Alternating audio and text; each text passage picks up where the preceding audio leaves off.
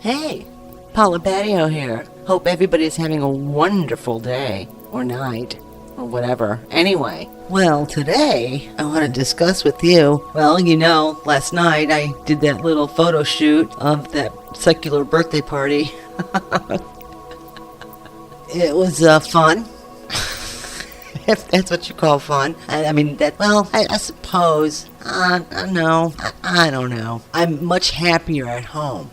I really am. I love home. Home, sweet home, in the patio. On a beautiful day, I open up the patio doors so I can walk in and out and in and out and in and out and appreciate God's earth. I mean, the earth we live in is it's decaying right before our eyes. And if this is decaying, can you imagine it pristine? But today, I'm working off of 2 computers, so I have to stay kind of indoors. So anyway, I need to show this to you, and you have to see for yourself, okay? This is for real, okay? This is in reference to that Black Death plague, the bubonic plague, okay? Patients escape hospital over needle fear amid panic overspread. This, look. Well, there's a reason why you're getting a visual almost immediately. You can't be making this up. I'm not making this up. But this just verifies to me because I read it in the Bible. So it's like, okay, it's been starting. This global warming, whatever. Well, it's not global warming. Anyway, Black Death Plague. Patients escape hospital over needle fear amid panic over spread. There you go. This was published last night. Last night at probably about 1 o'clock in the afternoon. And it was updated today. Yeah, updated today. Today's the 19th. Here we are, the 19th. Whoops. And now, I did not watch this video, but we're going to watch this video together. And I'm going to also provide you with the link. Today, there are screening measures in place before a bus can leave here. Every passenger's temperature is checked and entered into a book. These checkpoints were set up in October, but some still need convincing. The doctor tells the passengers this strain of the plague can kill in just 3 hours. But this passenger says she doesn't even believe the plague is real. I am not afraid. I don't believe the plague is real because, according to me, it's just politics.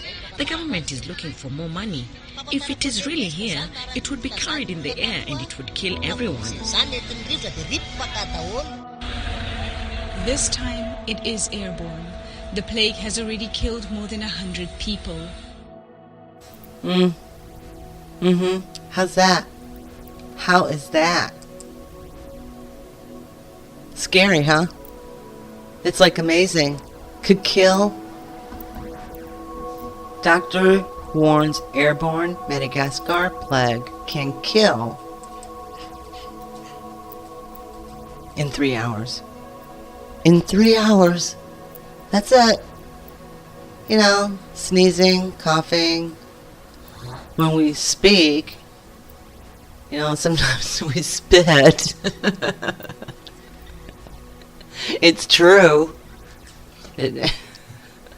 Oh, but there's something else I want to show you. Let's check this out. Now, for those of you who are not aware, there's a body count for Hillary. Okay, and you could type in the internet, body count, Hillary Clinton's body count, and you'll get the number and when their death occurred and how they're tied in and stuff like that. But this I found very interesting. And breaking, dead bodies just found in field after Hillary begged for forgiveness and didn't get it, by Amanda Shea. Now, I'm not going to read this entire article, but what caught my attention was this. That. Look at this. Look at this parking lot. Okay? This is the Rothchild estate. Look at these grounds. Look at this. Look at this. The garden. was strolling around the garden. I'm very, very nice. I could only imagine living in such prestige, I think. I don't know. Be a little awkward for me, to be honest with you. Is that a little golf cart or something? Could be. Somebody's walking. Somebody's walking the grounds here. Well, the reason is that there was a plane crash, okay? Whoops. A plane crash on the grounds of the Rothchild estate. And it's not confirmed nor denied that one of the people that was in this crash, that people are thinking that Hillary is involved with, because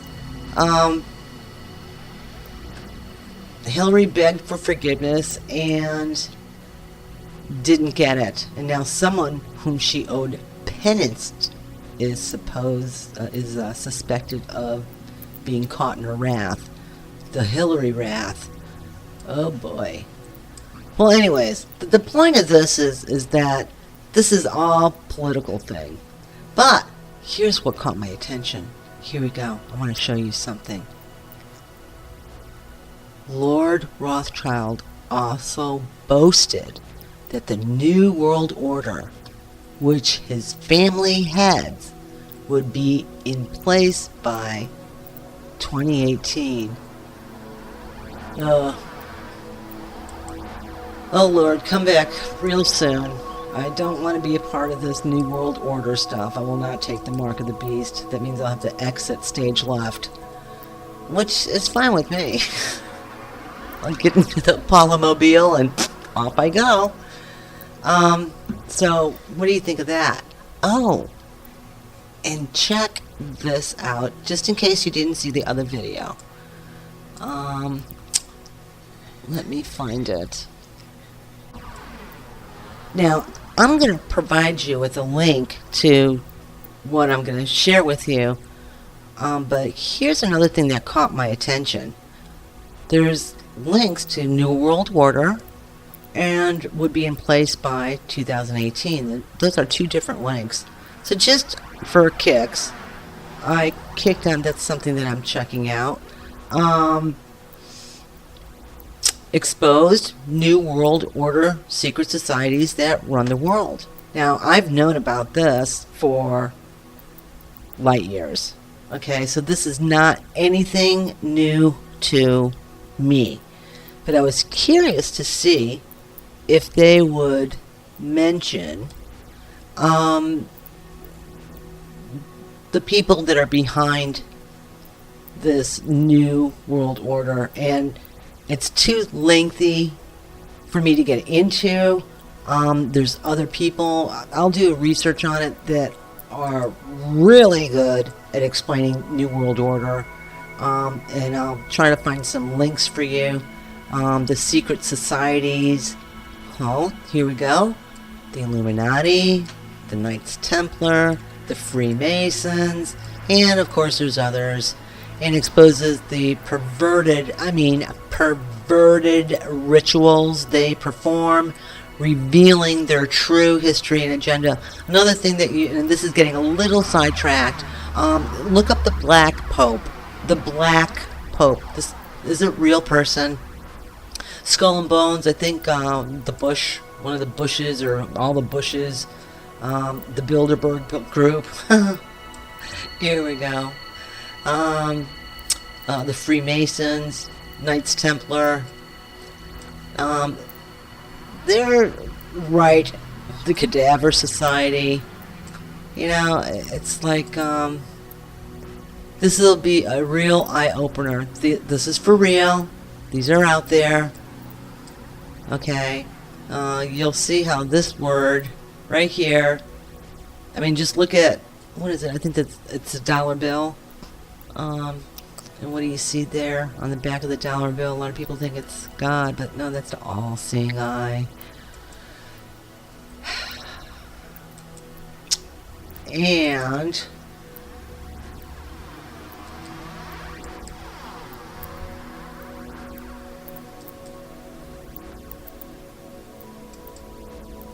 And this right here, Rothchild, New World Order will be in place by 2018. What year are we in today? There's Lord Jacob. They think that he may have been on that Cessna plane. But don't think that it will not proceed forward without him. And very interesting reads. I'm sure you will find it very interesting. I'm not making this up, okay? I mean, this is for real. And why does this not faze me? Well, because I read it in the Bible. Yep, read it in the Bible. I want to show you something else. Now, you're going to love this, okay? How Congress covers up sexual misconduct, sexual harassment, and sexual assault by its members. Both parties. And how and why is this not news to me? It's written in the Bible. This is taxpayer money being paid out for the misconduct of members of Congress, many of whom are multimillionaires. They're using taxpayer money to seduce women, and then when the women complain or when they're not being seduced, when they're actually being harassed, our money is paying them to go away, and it's all silent.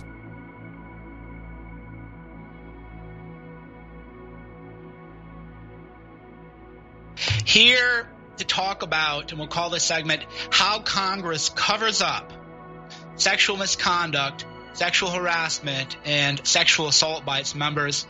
This is very, very disturbing stuff that I'm about to break a big story on, probably Monday. We'll see. It's a very big story. Everybody in Congress is going to feel it. It'll be on the level of the Susan Rice story. So stay tuned for that. But what I've been learning is that if we click onto Reed Wilson had a tweet where the Congressional Office of Compliance releases a year-by-year breakdown of harassment claims and settlements. So we're going to take a look at this chart, and for those of you just listening in, for those of you listening in, we'll just read it to you, and those of you at home can watch. There is a star chamber designed to completely silence victims of sexual misconduct by congressmen.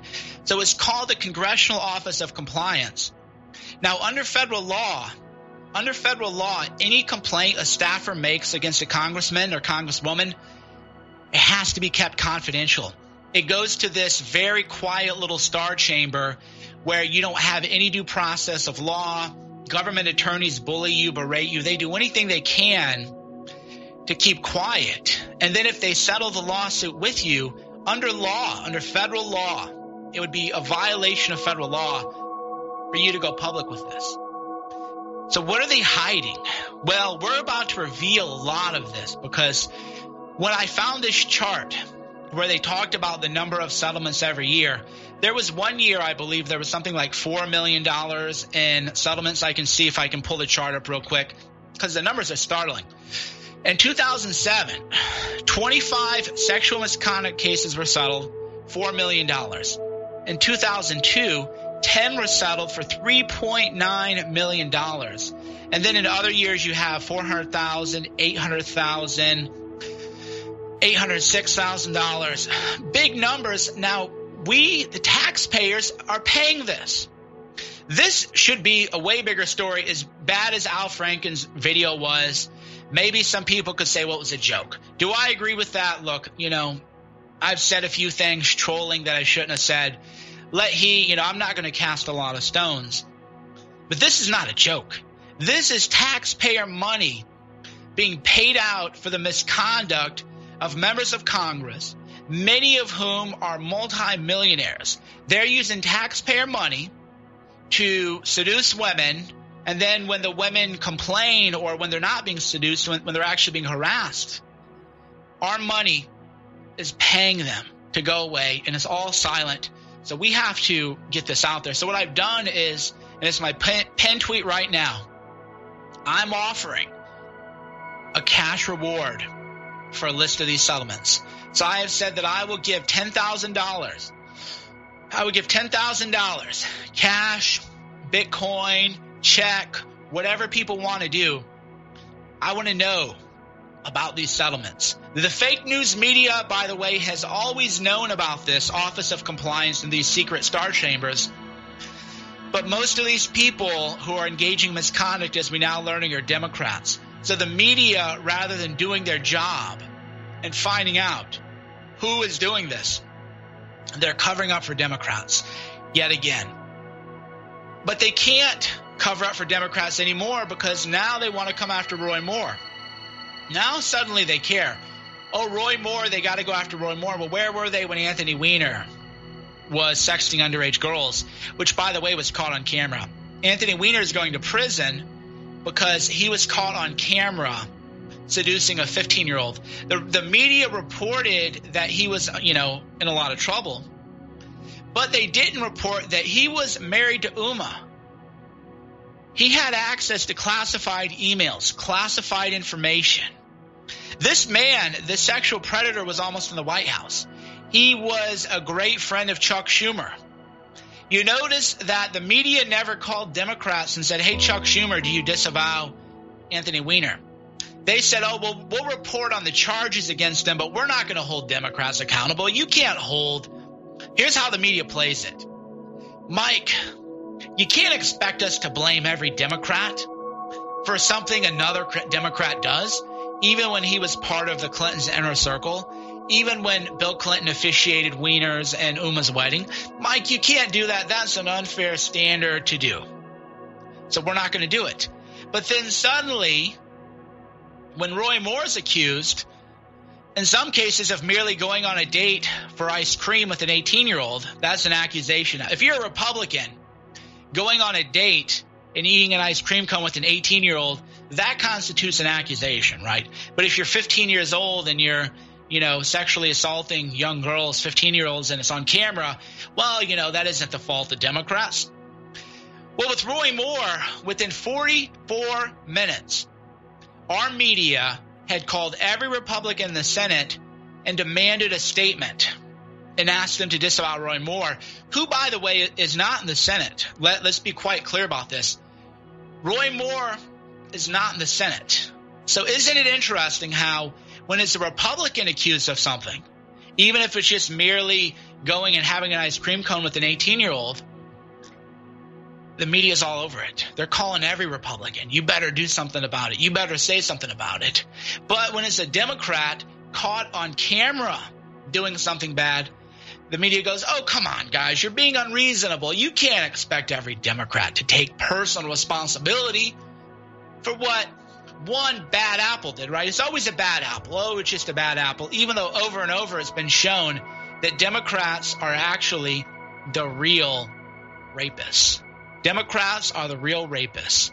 So, 25 senators disavowed Roy Moore within like a matter of minutes because every reporter was on the phone calling them. Well, how many senators have disavowed Al Franken? Where's that story? Right? That's what the media, and that's why they hate us and they want to get us all banned and everything, because if it weren't for us, they wouldn't have even reported on Al Franken. I called the media people out. It was noon Eastern Standard Time before Chris L. Hayes, Dave Weigel of the Washington Post, Matty Iglesias of Vox, you name a high-level Democrat, they waited hours. And I call them high-level Democrats because if you do work in the mainstream media for the Washington Post or CNN, that's what you are. You're a high-level Democrat. It took them hours. And then I'm on social media going through their timelines, screen capping and saying, look, we haven't heard anything from these high-level Democrat operatives in the media. And then suddenly they realized, oh, we're getting caught. Well, we got to ban Cernovich one of these days, but until we have him banned, because I'm like the Socrates of Twitter, right? I'm the gadfly. I'm the guy saying, well, wait a minute, Chris L. Hayes, you were just saying that every Republican has to disavow Roy Moore, but now you're not even talking about Al Franken, who is caught on camera. What about that? So using the Socratic method, because I am the Socrates of Twitter, they hate me and they do want to give me the hemlock and virtual hemlock. They want me removed from the internet virtually. And I do sincerely believe, based on reasonable information, that they do want me killed with literal hemlock if they had the power and could get away with it. But luckily, there are people watching out for us. And indeed, WAPO even ran a column by Kate Harding who says, I'm a feminist, but we should keep Al Franken in office. So this is an amazing column. I encourage everybody to read it, where she goes, I'm a feminist, I study rape culture, and I don't want Al Franken to resign. The mask has slipped off. She admits it doesn't matter what you do. You can be a rapist if you're a Democrat. If you're a Democrat and you're caught on camera molesting a woman, they'll even call it a virtual grope. This was a great line from NBC, because we praised Katie Tour on NBC for actually asking Gloria Allred real questions. Another commentator on NBC had said, well, Al Franken didn't grope her. It was a mock groping. Boy, they really want to look at camera angles when it's a Democrat, right? So even when you give them a picture, they're like, well, were his fingers technically touching her? Was it merely hovering? NBC pundit said not actually groping, is mock groping, right? Amazing. The level of mental gymnastics they'll go through to protect their own. So that's why I'm grateful that Kate Harding in the Washington Post said, we know he groped her, but who cares? He's one of us, and we will protect our own. So keep that in mind when they call you, the great listeners, when they call you a conspiracy theorist. The conspiracy is now out in the open, where they admit that they conspire to cover up for their own side. Great hour. Thanks, everybody. You can again find me facebook.com/Mike Cernovich or twitter.com/CERNOVICH.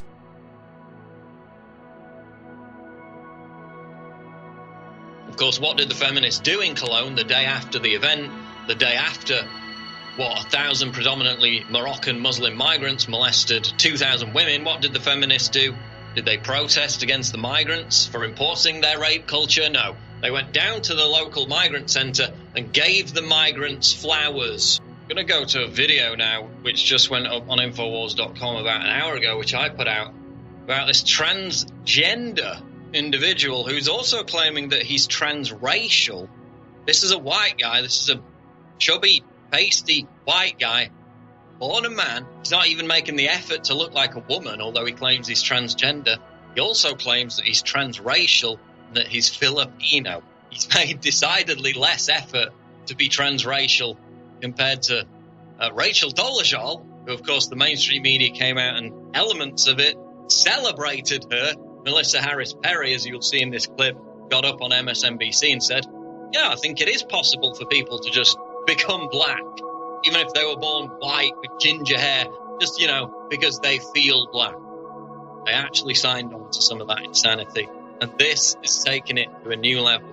This is the transgender guy who thinks he's a Filipino. Here's the clip. Man says he's transracial. Oh, God, not this again. This milky white tub of lard born Adam says he now identifies as a Filipino woman called Jadu. Whenever I'm around the music, I'm around the food, I feel like I'm in my own skin.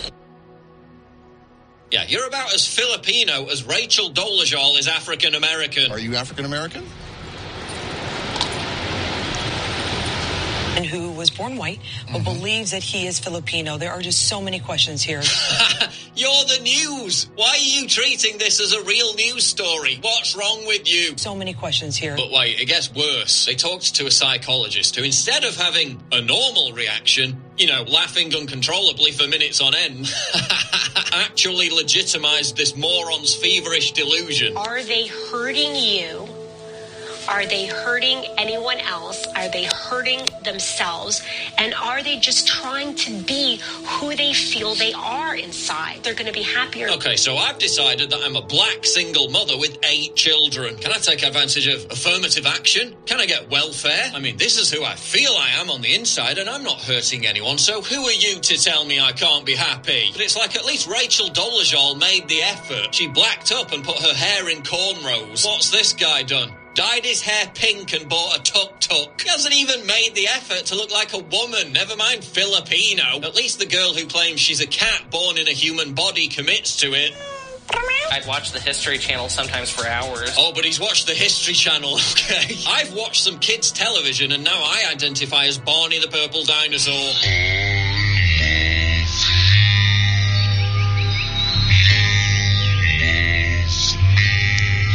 You know, I had to make sure that it wasn't just me, because if it's just me, then there must be something wrong, or maybe I'm just strange. Yeah, if we can agree on one thing, mate, it's that you're strange. But hey, when you've got pundits on actual mainstream news shows saying that you can just become black if you feel like it, then all bets are off. But is it possible that she might actually be black? And there is actually a different category of blackness that is about the achievement of blackness despite one's parentage. Is that possible? It's absolutely possible. So if I wear a sombrero on Halloween, I'm guilty of cultural appropriation. But if I just start walking around claiming to be Mexican, that's okay. This is the bed you progressives have made with this everything is a social construct crap.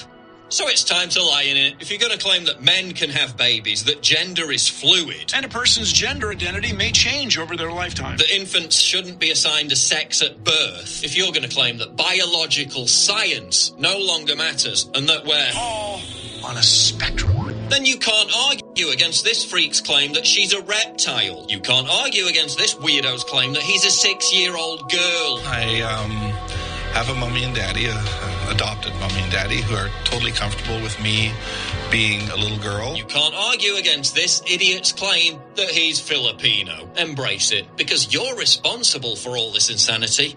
Time to own it. Off on the premise of everything being a social construct, you're going to run into trouble. And now you're running into big trouble with these people claiming that they pour Drano cleaner in their eyes to be trendy.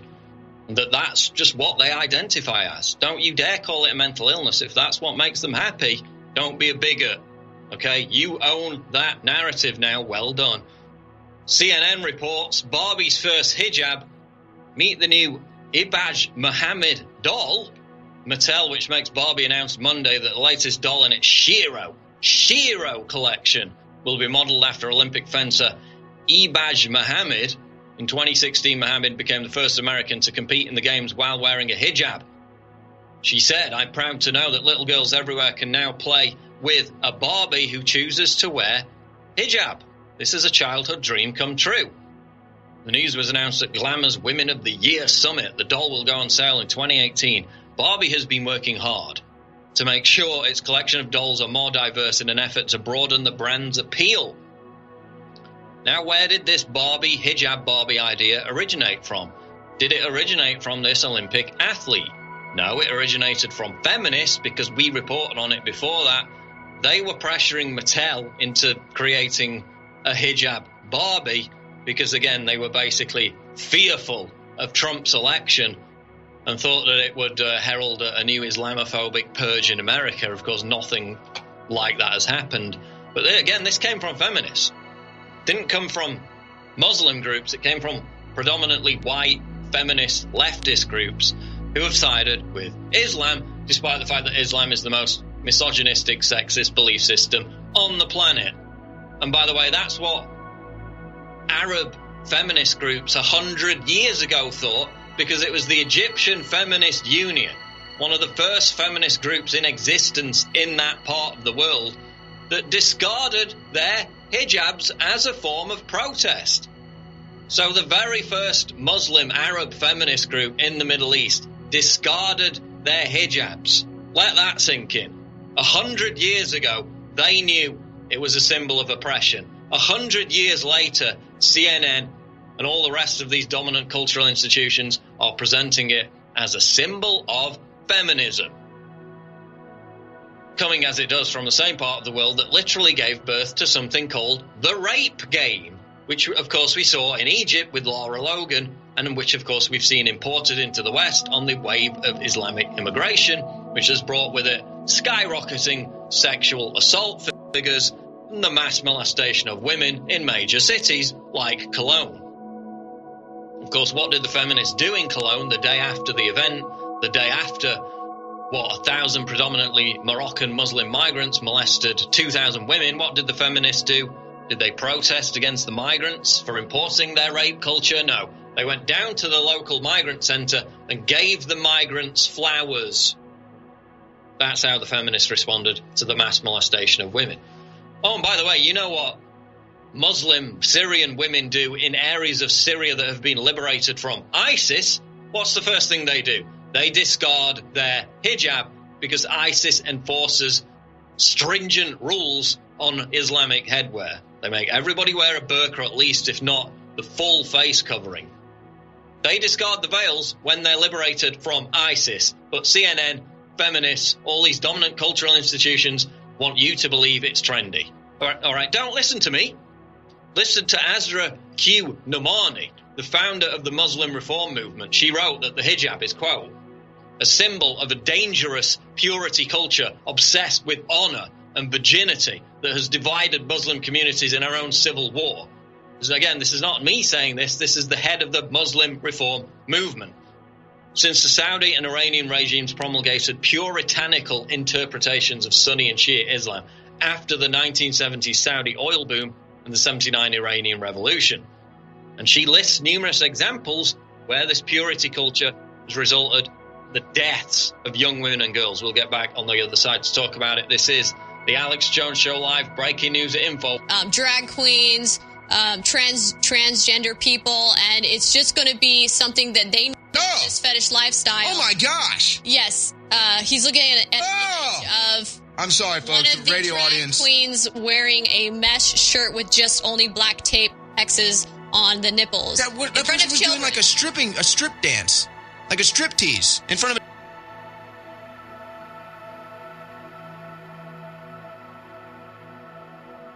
This is the new normal. Yep, get used to it. This is the new normal. Do you like it? This is what the news is not, or actually the mainstream news is not reporting. Why? Well, that's that's controlled by George Soros, except for Fox.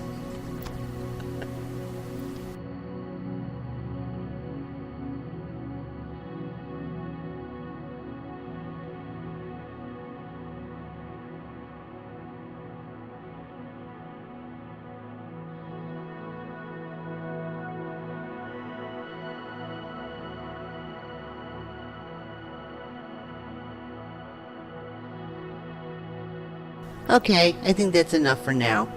Lord's coming back.